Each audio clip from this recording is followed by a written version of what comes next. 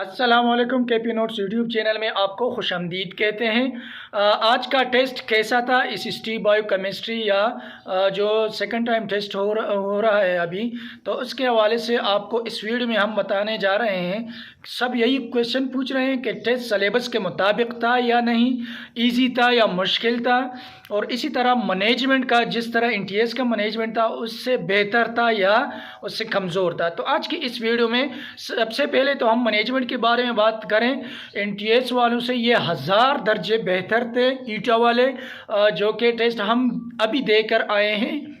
मानसेरा हमारा सेंटर था, तो वहाँ पर एक ग्राउंड में टाकरा ग्राउंड है, मानसेरा क्रिकेट ग्राउंड है, वहाँ पर टेस्ट अरेंज कर दिया गया था। इंतहाई मुनज़्ज़म तरीके से टेस्ट शुरू हुआ और इसी तरह टेस्ट जो है एक अच्छे तरीके के साथ मैनेज कर दिया गया। आखिर तक सारे कैंडिडेट्स जो है उसको पहले गेट से अंदर आने दिया, उसके बाद गेट को लॉक करके टेस्ट जब शुरू हुआ तो उसके साथ साथ मैनेजमेंट वाले सिर्फ जो हाफ टाइम हुआ उसी टाइम पे उन्होंने एक अनाउंसमेंट की कि हाफ टाइम हो चुका है। उससे पहले या उसके बाद किसी मैनेजमेंट वाले ने किसी से इस तरह की टेस्ट के हवाले से कोई भी बात नहीं की, न किसी मोबाइल केस वगैरह वहाँ पर आए, और इसी तरह टेस्ट जो है एक मुनज़्ज़म तरीके से अरेंज कर दिया गया था।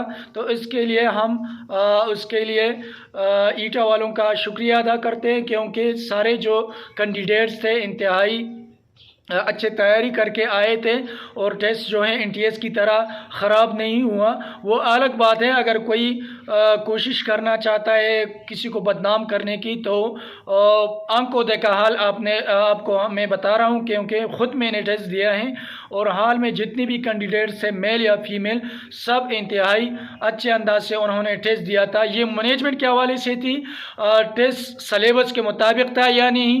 तो जिस तरह ईटा वालों ने अपने वेबसाइट पर बताया कि टेस्ट जो है 10th क्लास तक हम अरेंज करेंगे, तो बिल्कुल 100% जो क्वेश्चन आए हुए थे बायो केमिस्ट्री के, जितने भी बायोलॉजी के सब्जेक्ट में स्पेशली 9 से ज़्यादा क्वेश्चन आए हुए थे, और केमिस्ट्री के 10 वाला हिस्सा जो है उससे ज़्यादा क्वेश्चन आए हुए थे। लेकिन ज़्यादा से ज़्यादा जितने भी एमसीक्यूज़ थे वो मैट्रिक से ही आए थे, और इसी के साथ साथ इस्लामियात के इंतहाई अच्छे क्वेश्चन थे, उर्दू के भी इंतहाई इजी, और इसके साथ साथ इंग्लिश के भी इंतहाई अच्छे और इजी क्वेश्चन थे।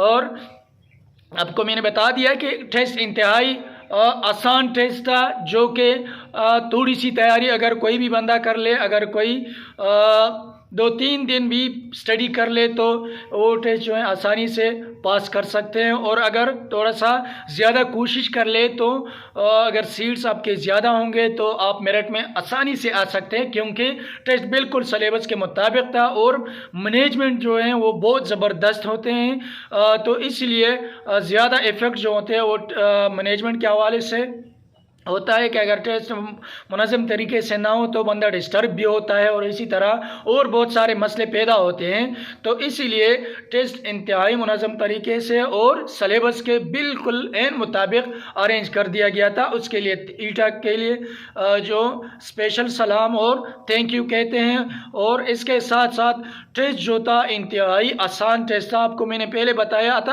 आसान क्यों था? क्योंकि सिलेबस के मुताबिक था। तो अगर आप सिलेबस को स्टडी करेंगे, जितने भी आपको मैंने बताया है केपी नोट्स यूट्यूब चैनल पर कि तैयारी किस तरह करनी है, 1000 दर्जे आपको बताया है कि किस तरह हम ईटा को तैयार करें।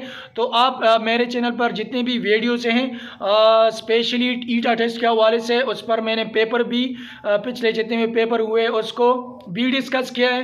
तकरीबन 25% जो हैं वो पिछले पेपर से आए हुए थे क्वेश्चन। तो आपने लाजमी विजिट करना है केपी नोट्स यूट्यूब चैनल का।